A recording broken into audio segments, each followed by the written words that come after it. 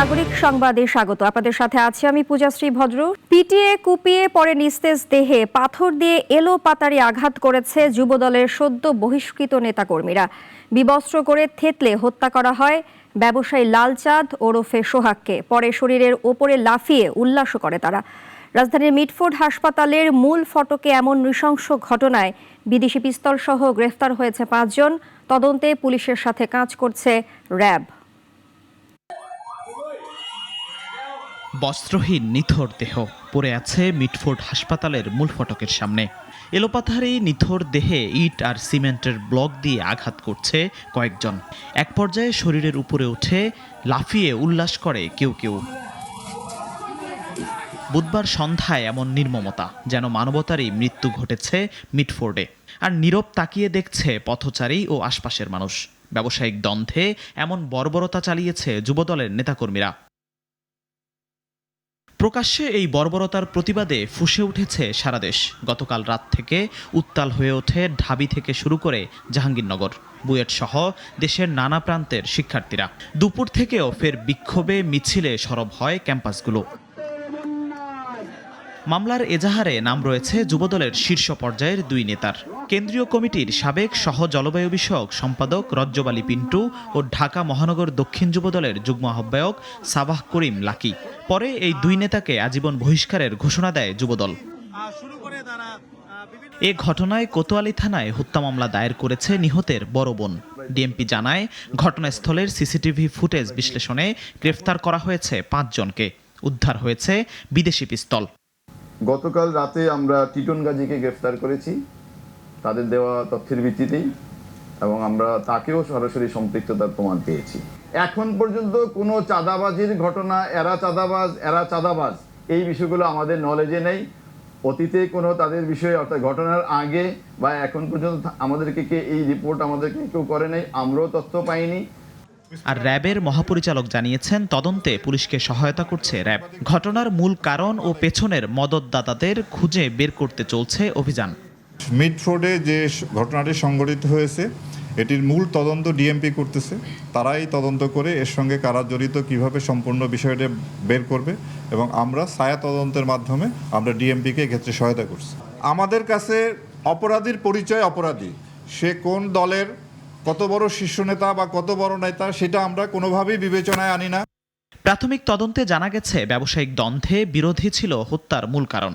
নিহত সোহাগও একসময় রাজনীতির সঙ্গে যুক্ত ছিলেন বলে জানিয়েছে পুলিশ। জিহাদুল ইসলাম, নাগরিক, ঢাকা। যে কোনো মূল্যে আইন শৃঙ্খলা পরিস্থিতির উন্নয়নের কথা বলছে সরকার, কিন্তু রাজধানীর মিটফোর্ড হাসপাতালের সামনে ভাঙাড়ি পণ্যের ব্যবসায়ীকে হত্যার ঘটনা আবারও উদ্বেগ বাড়িয়েছে। স্বরাষ্ট্র উপদেষ্টা বলছেন, এ ঘটনায় জড়িত সবাইকে আইনের আওতায় আনা হবে। অন্যদিকে আইন উপদেষ্টা জানাচ্ছেন, এ মামলাটি নেওয়া হবে দ্রুত বিচার ট্রাইব্যুনালে।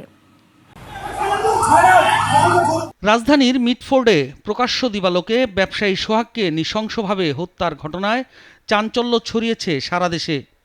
জড়িত সবাইকে আইনের আওতায় আনার কথা জানিয়েছেন স্বরাষ্ট্র উপদেষ্টা লেফটেন্যান্ট জেনারেল অবসরপ্রাপ্ত জাহাঙ্গীর আলম চৌধুরী।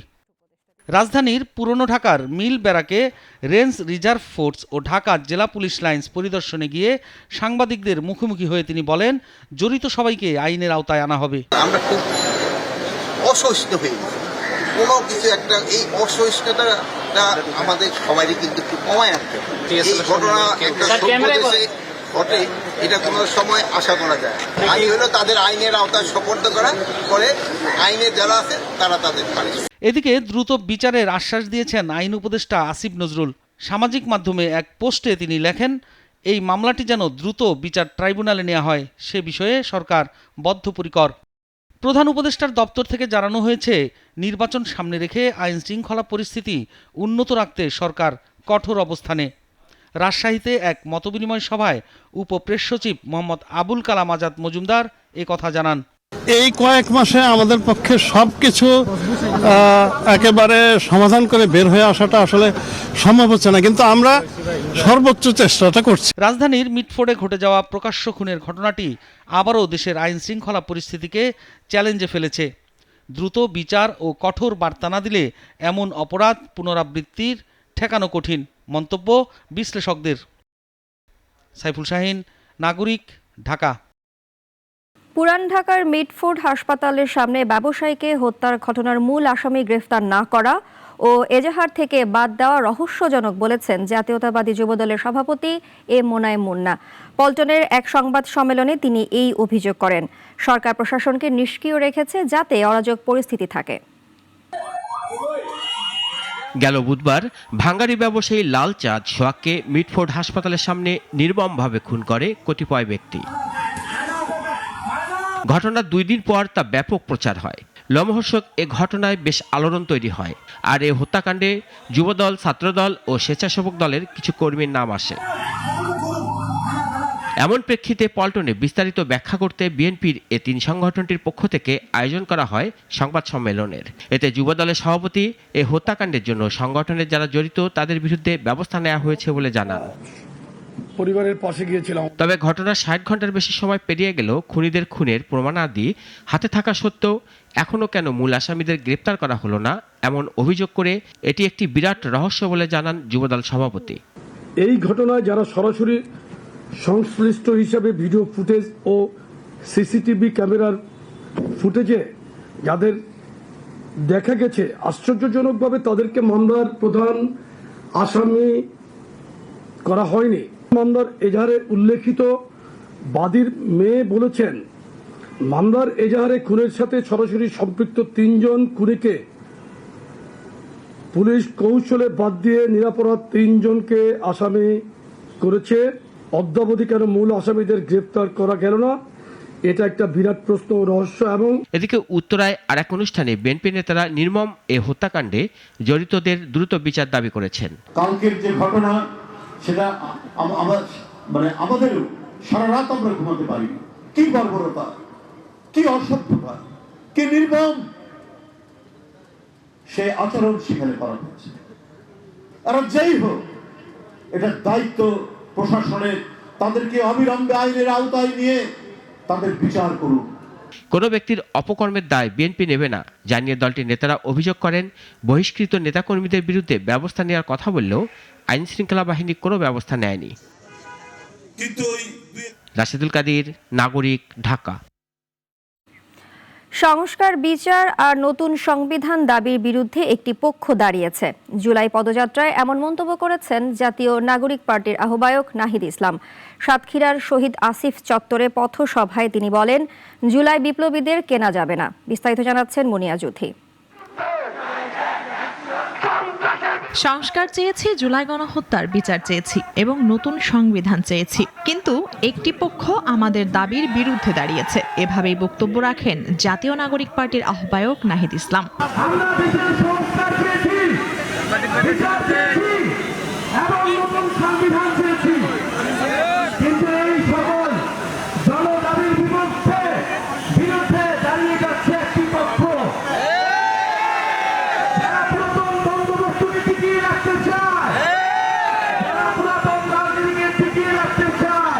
শনিবার দুপুরে সাতক্ষীরার শহীদ আসিফ চত্বরে এনসিপি সাতক্ষীরা জেলা শাখার আয়োজনে অনুষ্ঠিত হয় এই পথসভা। নাহিদ ইসলাম বলেন, একটি পক্ষ ভেবেছিল 2 থেকে 3টি আসনের লোভ দেখিয়ে আমাদের কিনে নেবে, কিন্তু জুলাই বিপ্লবীদের কেনার সাধ্য কারো নেই।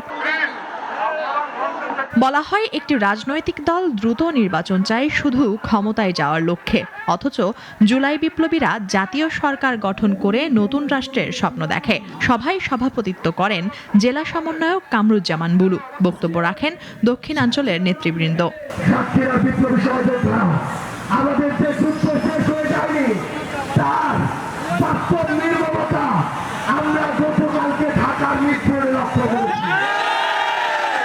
সভা শুরুর আগে আহত নিহত পরিবারের সদস্যদের সঙ্গে দেখা করেন কেন্দ্রীয় নেতারা। পরে শহীদ আসিফ চত্বর থেকে একটি পদযাত্রা শুরু হয়ে নিউ মার্কেট মোড়ে গিয়ে শেষ হয়।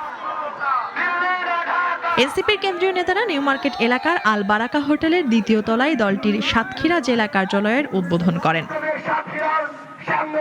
সংস্কার ও নতুন সংবিধান রচনার দাবিতে আজ ছিল এনসিপির ধারাবাহিক কর্মসূচির দ্বাদশ দিনের অংশ। মুনিয়া জুথি, নাগরিক, ঢাকা। সরকার কোনোভাবেই মব জাস্টিস বরদাস্ত করে না, এমন মন্তব্য করেছেন উপদেষ্টা সৈয়দ রিজওয়ানা হাসান। সাভার উপজেলা প্রাঙ্গণে বৃক্ষরোপণ কর্মসূচির উদ্বোধনী শেষে গণমাধ্যমকে তিনি জানান, যেখানে গণপিটুনির ঘটনা ঘটছে অপরাধীদের দ্রুত গ্রেফতার করা হচ্ছে। পরিবেশ দূষণ রোধে সচেতনতা ও প্রকৃতি প্রেমের মানসিকতা গড়ে তোলার তাগিদ দেন উপদেষ্টা। বলেন, চীনের মতো বাংলাদেশেও বায়ু দূষণ নিয়ন্ত্রণ সম্ভব। অনুষ্ঠানে 1 লাখ গাছের চারা বিতরণ করা হয় শিক্ষার্থী ও সাধারণ মানুষের মাঝে। একটা প্রক্রিয়ার বিষয় আছে, তো সবখানে সব খাল দখলমুক্ত দূষণমুক্ত করতে আমরা হয়তো উদ্যোগ নিতে পারবো না, কিন্তু কাজটা যেন শুরু হয় এবং কাজটা কি করে শুরু করলে টেকসই করা যায় সেই কাজটাও আমরা ঢাকা দিয়ে শুরু করছি।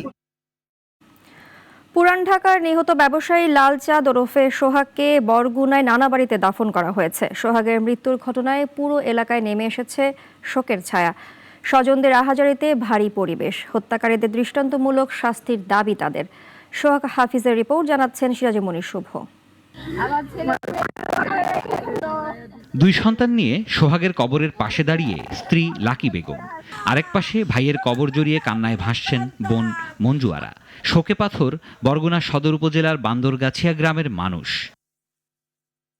গত 9 জুলাই ব্যবসায়িক কোন্দলে ঢাকার মিটফোর্ডে নির্মমভাবে খুন হন লালচাঁদ ওরফে সোহাগ। শুক্রবার সকালে রায়ভোগ গ্রামে নানা বাড়িতে তার মা আলেয়া বেগমের কবরের পাশে সমাহিত করা হয় তাকে। নিহত সোহাগের পৈতৃক নিবাস বরগুনার পাথরঘাটা উপজেলার কাকচিড়া গ্রামে হলেও শৈশব থেকেই তিনি ঢাকায় বসবাস করতেন। মাত্র 7 মাস বয়সে বজ্রপাতে পিতা আইয়ুব আলী মারা গেলে মা আলেয়া বেগম একাই 2 মেয়ে ও 1 ছেলেকে বড় করেন। সোহাগ ছিলেন পরিবারের সবচেয়ে ছোট। ওনার কাছ থেকে 2 লাখ টাকার মাসে টাকা চাইছে যে ওনারে দোকানের থেকে দিতে হইব, আর ব্যবসা বাণিজ্য করতে দিব না। এই কারণে অনেক দিন ধরে ওনার সাথে দ্বন্দ্ব করতেছে যে উনি ওখানে ব্যবসা না করতে পারে। আমার সন্তান এতিম করে দিল আমার হাজবেন্ড। এরকম করে মানুষে কিভাবে মারে, পাথর দিয়ে ওনার ফুটবলের মতো লাথিতে কোথায় নিয়েছেন, ওর কাপড় ছিল না শরীরে। আমার বাবার ব্যবসার কারণে আমার বাবাকে এভাবে নিষ্ঠুরভাবে মারা হয়েছে। যে আমার বাবাদেরকে মেরেছে বা পাথর দিয়ে নিষ্ঠুরভাবে মেরেছে, এত কষ্ট দিয়ে রাস্তার ধারে ফালিয়ে, আমি তাদের ফাঁসি চাই। হত্যার ঘটনায় ঢাকার কোতোয়ালি থানায় মামলা করেছেন নিহতের বড় বোন মঞ্জু আরা বেগম। ভাই হত্যার সুষ্ঠু তদন্ত ও জড়িতদের বিচার দাবি করেছেন তিনি। এটা এর আগে বিশ্বজিৎকে যেভাবে হত্যা করা হয়েছে, প্রকাশ্যে দিবালোকে আবরারকে যেভাবে হত্যা করা হয়েছে, এটা আদিম যুগে যেভাবে আমরা দেখেছি যে পাথর ছুঁড়ে মানুষ মারত, আজকে এই সভ্য সমাজে এরকম একটা ঘটনা, এটা এটা নিন্দা জানানোর কোনো ভাষা নাই। হত্যাকারীদের দ্রুত গ্রেপ্তার ও দৃষ্টান্তমূলক শাস্তি নিশ্চিতের দাবি জানিয়েছেন স্থানীয়রাও। সিরাজুমনির শুভ, নাগরিক। বিএনপির জাতীয় স্থায়ী কমিটির সদস্য ডক্টর আব্দুল মঈন খান বলেছেন, আগে বিচার সংস্কার তারপরে নির্বাচন, এই কথা শুনতে চায় না দলটি। আজ সকাল 11টায় রাজশাহীর ভুবন মোহন পার্কে রাজশাহী মহানগর বিএনপি আয়োজিত এক সভায় প্রধান অতিথির বক্তব্যে তিনি এ কথা বলেন। তার মতে, সংস্কার ও বিচার চলমান প্রক্রিয়া। সরকারের প্রধান দায়িত্ব গণতন্ত্র ফিরিয়ে আনা, নির্বাচনের মাধ্যমে গণতন্ত্র ফিরিয়ে দেয়া। অনুষ্ঠানে নেতাকর্মীদের মধ্যে বিএনপির পুরাতন সদস্যদের নবায়ন ফর্ম এবং নতুন সদস্য সংগ্রহ ফর্ম বিতরণ করা হয়।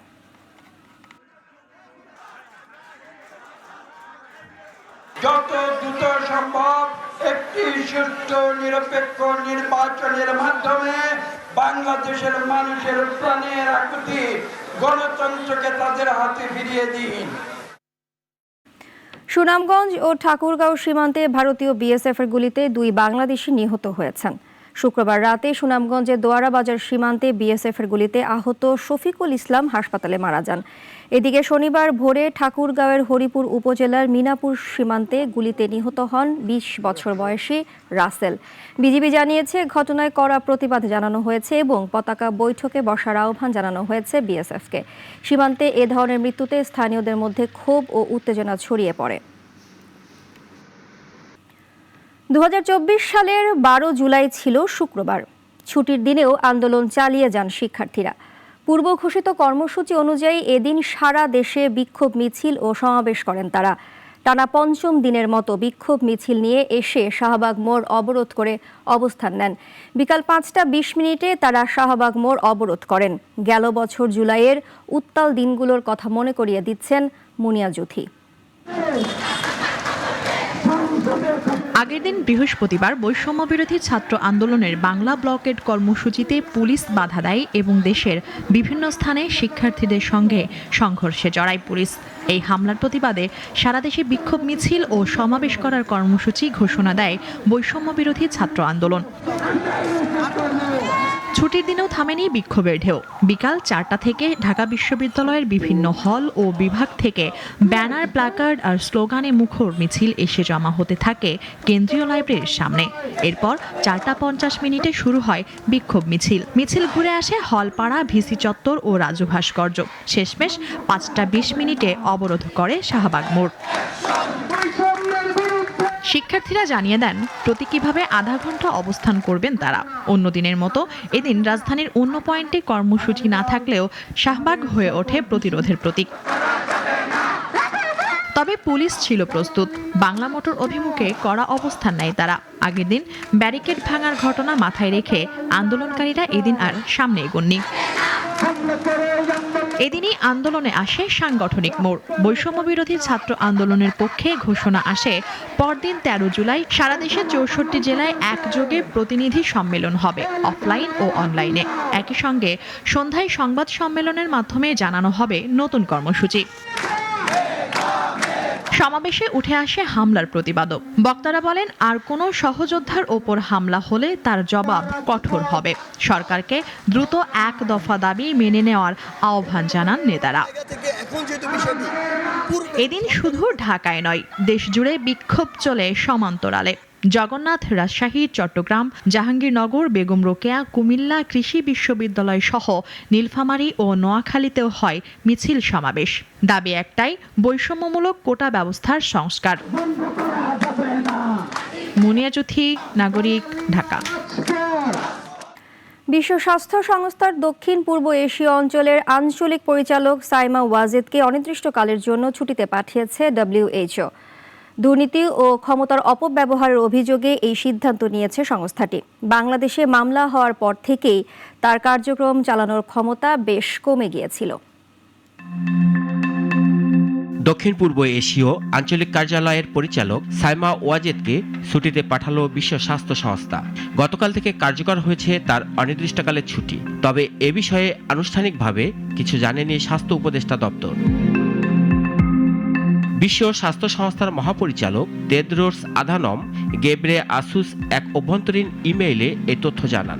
সেখানে বলা হয়, সাইমার অনুপস্থিতিতে ভারপ্রাপ্ত হিসেবে দায়িত্ব পালন করবেন সহকারী মহাপরিচালক ক্যাথারিনা বেম। আগামী মঙ্গলবার নয়াদিল্লি কার্যালয়ে যোগ দেবেন তিনি। এর আগেই দুর্নীতি, জালিয়াতি ও ক্ষমতার অপব্যবহারের অভিযোগে সাইমার বিরুদ্ধে 2টি মামলা করে বাংলাদেশ দুর্নীতি দমন কমিশন। অভিযোগে বলা হয়, WHO পদে নিজের অবস্থান সুদৃঢ় করতে তিনি মিথ্যা শিক্ষাগত তথ্য দিয়েছেন। আরও অভিযোগ, বঙ্গবন্ধু মেডিকেল বিশ্ববিদ্যালয়ের একটি অনারারি পদে থাকার দাবি করে তা ব্যবহার করেছেন WHO-তে, যদিও বিশ্ববিদ্যালয় কর্তৃপক্ষ তা অস্বীকার করেছে। একই সঙ্গে সূচনা ফাউন্ডেশনের প্রধান হিসেবে ক্ষমতার অপব্যবহারের অভিযোগও রয়েছে তার বিরুদ্ধে। দুদকে দায়ের করা মামলায় উল্লেখ, এই সব কাজে তিনি প্রায় $28 লাখ সংগ্রহ করেন, যার ব্যবহার নিয়ে রয়েছে নানা প্রশ্ন। এছাড়া রয়েছে দেশের আদালতে জারি করা গ্রেপ্তারি পরোয়ানাও। সাবেক প্রধানমন্ত্রী শেখ হাসিনার মেয়ে সাইমা ওয়াজেদের WHO-তে নিয়োগের শুরু থেকেই ছিল বিতর্ক। এবার তদন্তের মুখে তিনি ছুটিতে গেলেন, তবে ফিরবেন কিনা তা এখনো অনিশ্চিত। রাশেদুল কাদির, নাগরিক। এখন এ পর্যন্তই। নাগরিকের খবর ও অন্যান্য সব আয়োজন দেখতে চোখ রাখুন আমাদের ওয়েবসাইট, ইউটিউব ও ফেসবুকে। ধন্যবাদ সবাইকে।